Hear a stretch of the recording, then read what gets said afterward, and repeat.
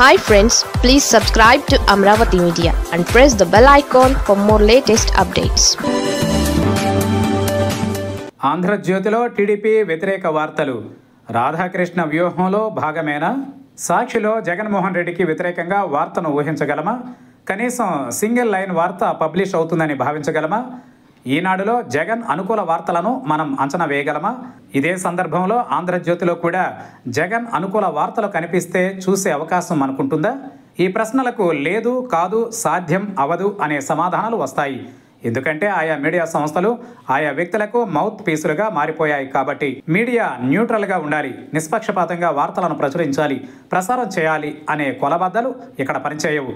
ఎందుకంటే ఆయా మీడియా సంస్థలు వ్యక్తుల కోసం, వ్యక్తులు ఏర్పాటు చేసిన వ్యక్తి స్వామ్యాల కోసం పనిచేస్తున్నాయి. కాబట్టి వాటికంటూ బలమైన లక్ష్యాలు ఉన్నాయి. కాబట్టి ఆ లక్ష్యాల కోసం ఏదైనా చేస్తాయి. కాబట్టి వాటి దగ్గర నుంచి నిష్పక్షపాతను ఆశించడం నేతిబేర సామెత అవుతుంది.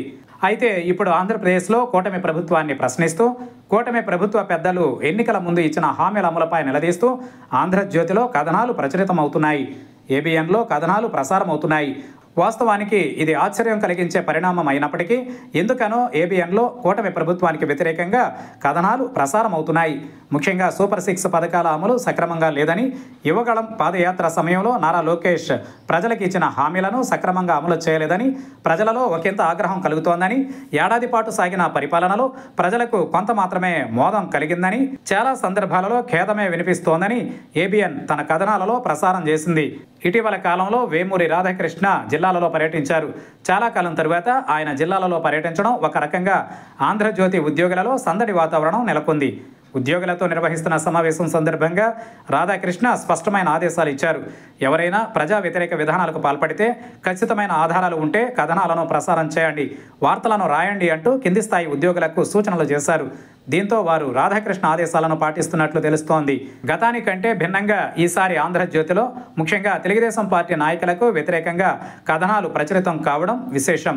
ఉమ్మడి గుంటూరు, ఉమ్మడి చిత్తూరు, ఉమ్మడి కృష్ణా జిల్లాకు చెందిన ఎమ్మెల్యేలు, మంత్రుల మీద ఆంధ్రజ్యోతిలో వ్యతిరేకంగా కథనాలు రావడం విశేషం. అయితే వీటిని వైసీపీ ప్రముఖంగా సోషల్ మీడియాలో పేర్కొనడం గమనార్హం. అయితే రాధాకృష్ణ కూటమి ప్రభుత్వంపై ఇలా ఎందుకు వ్యతిరేక వార్తలు రాస్తున్నారు?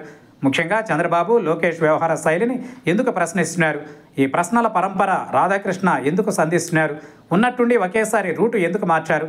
ఇప్పుడు ఈ ప్రశ్నలకు సమాధానాలు లభించాల్సి ఉంది.